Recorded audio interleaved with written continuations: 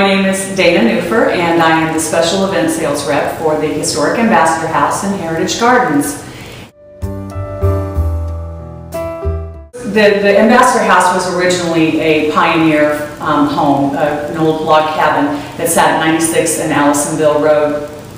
During the Victorian era, Ambassador Addison Harris, who wasn't actually ambassador at that point in time, but he was a very prominent attorney within the city of Indianapolis, he and his wife both studied law, a precursor to Butler University. She studied law along with him, but being a Victorian woman wasn't allowed to practice, so she assisted him with his practice, but went on to become a cultural icon, really, herself. Within the Victorian era, helping to build the Museum of Art, the Indianapolis Museum of Art, and she actually laid the cornerstone for the Herron School of Art.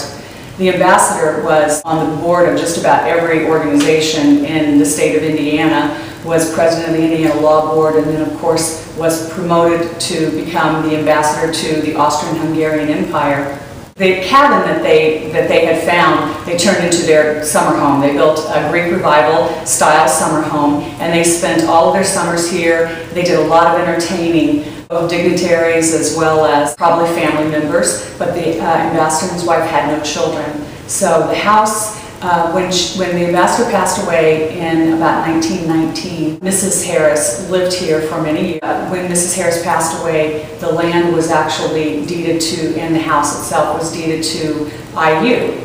And IU eventually sold it off to Oak Lawn Cemetery, and Oak Lawn was thinking of doing an expansion of their facility, and the house was either going to have to go or they were going to have to figure out what to do with it. So they were on the verge of tearing it down, but they had the foresight to call town officials, and the town got a citizens task force pulled together to determine what the history was of this house and put a stop order on the destruction of the home.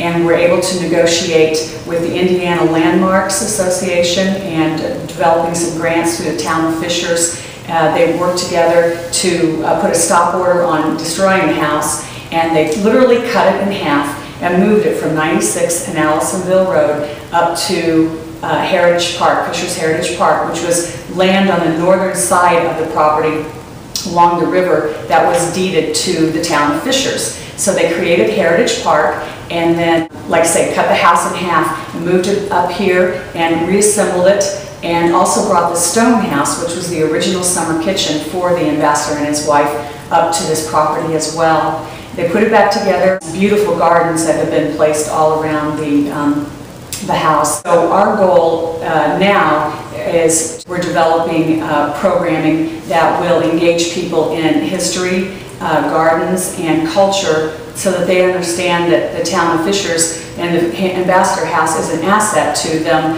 and the town of Fishers, and so they have some history and that they can develop a sense of pride in their community, that it's more than just a veteran community that has sprung up from the 70s or 80s. The Hamilton County Convention and Visitors Bureau decided that probably one of the best uses for the house right off the bat would be to do a rental program. So we started working with weddings, because it's such a quaint and beautiful facility that, and with such beautiful gardens and grounds around it, that it just became sort of a natural draw for life events, for celebrations of that sort. However, no marketing, through word of mouth only, the house started developing as a rental site for weddings and other, now we do things like with businesses and all kinds of life events, baby showers, family reunions, the cultural programs. We have lecture series that was every season in 2012. We also have programs that in the second week of September, we have our Harvest Wine Tasting, which is just a beautiful event. We have, this year we worked, in 2011, we worked with Cooper's Hawk Winery. They sponsored us, and so we had Cooper's Hawk Winery. We had Epicureans, caterers, and a Cut Above Catering that just provided beautiful food. Brenda Williams, who's actually a Fishers resident, and her jazz trio performed for the night.